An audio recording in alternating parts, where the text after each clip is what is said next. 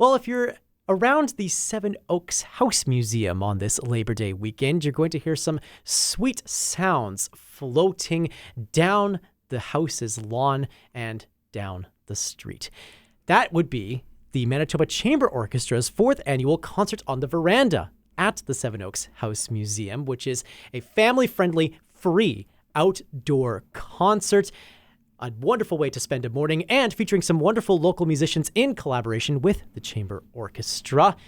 One of the people involved in the orchestra's planning is Suzu Enns, Director of Education and Community Engagement for the Manitoba Chamber Orchestra, joining us in the Classic 107 studios today. Hello. Hello. Good morning, Nolan. Oh, thank you so much for taking the time. First of all, maybe you can take us back to where this sort of concert idea first came from. Yes.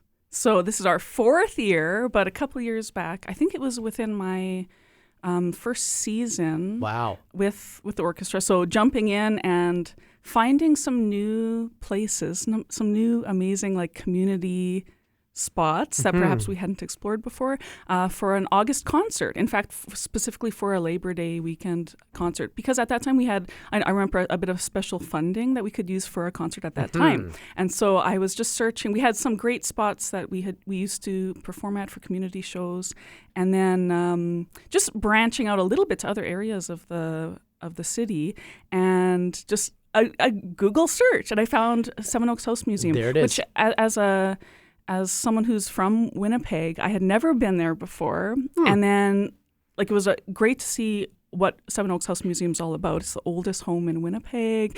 So obviously a lot of history, and I could see right away a beautiful setting. So at that time I just got in touch with the curator manager, and then and that was it. And we planned our first concert, and it's expanded and changed a little bit over the years. And so now here we are. And today. Off we go.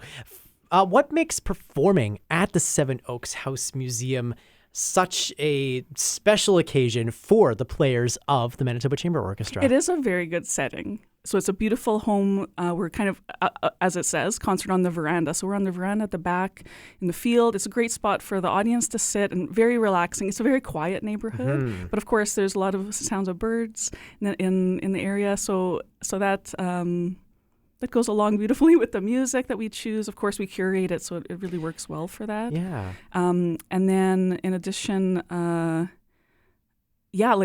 luckily the weather is always good, and it actually looks like on Saturday the weather is going to be good for us. Totally. So I watch that really carefully. So everything comes together to create a really good event. Yeah, bringing the community together. Yeah. Well, I want to get into that musical curation that you were just alluding to. There's a couple of really special local collaborations that we'll touch on more specifically in a second. But before we get to that, maybe some of the more traditional offerings that the Chamber Orchestra will present at the Seven Oaks House Museum. What can audiences expect from that front? For sure.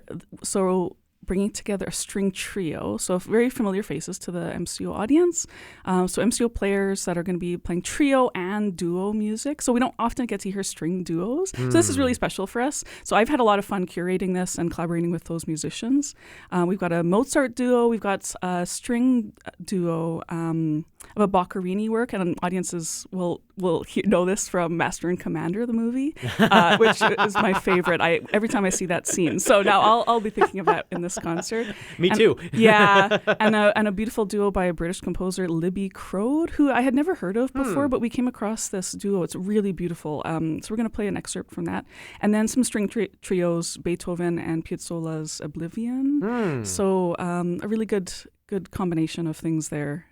Really audience friendly and again, perfect for that setting. And wide-ranging, as Yes. you say. And the Piazzolla, in particular, I'm recalling that was a part of the previous season from the Chamber Orchestra, too. So some wonderful offerings that are just presented in a different light, and that they get then this new context outside of the Chamber Orchestra's usual performing venue at the Crescent Arts Centre in Osborne Village. Now, Indeed. we mentioned that there are a couple of great local collaborations as well. What can you tell us about what the MCO has planned with button accordion virtuoso and composer Jim Hiscott? Yeah, so Jim Hiscott, I had also approached him a while back thinking that we could have this collaboration because I knew that he has collaborated and had a long musical partnership and friendship with Rodrigo Munoz, who is also a regular collaborator to the MCO, especially for a lot of our community and education work, being in schools and going on tour all these years.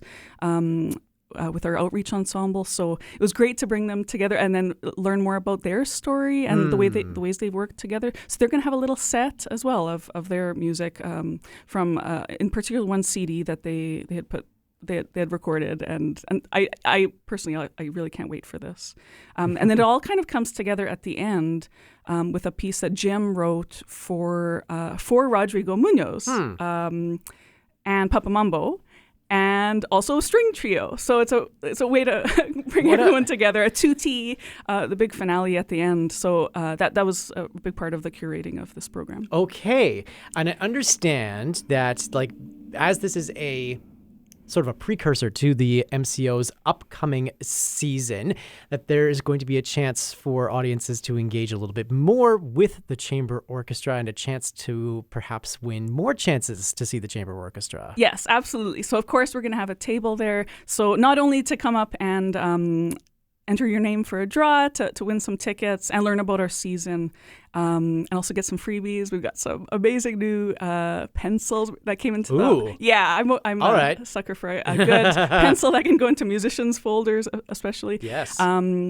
But also to come to our table and just chat. And yeah, we love to just connect with the community. Yeah. It's just what it's all about. And also families to come out and then also to learn about some of our new programming. So especially actually just so you know, this week and then at that event, we're going to be unveiling or talking about some new programs for the coming season. So a new series of things. So I'll leave it at that. But just to watch out for that. So we're really excited to kind of unveil that at the same time as do our concert, a pre-season celebration in the community. Yeah, we'll have to check back in about these exciting new offerings.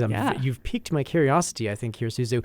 That's what I hoped for. And I mean, you had me at pencils, but that's also because prime back to school season, we got to get these things back into our pencil cases. Yes. Maybe to return to the orchestra to finish up here, what do the players in the chamber orchestra take away from experiences like performing at the Seven Oaks House Museum and take into the rest of their season, do you think? I think for everyone, it's a really good way for them also to get going, to get started for the season ahead and for playing. This is a great way to connect with each other in different ways as musicians. And I think it's really special to play chamber music like this for these players. So I love collaborating with them, and I know that they do as well. And it's just excited to get back in with our MCO community and our MCO friends. I think, we're all grateful for that opportunity. Excited to gather this weekend at the Seven Oaks House Museum. That concert on the Veranda taking place on Saturday, August the 30th at 11 a.m.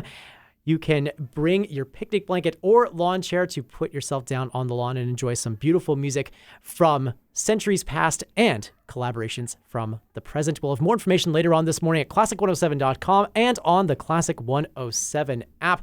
Suzu Enns, such a delight to hear about this upcoming concert. All the best for this weekend and for the start of the MCO's upcoming season. Absolutely. Thank you so much. And have a good start to everyone's school years and to your fall. It's a very busy and exciting time.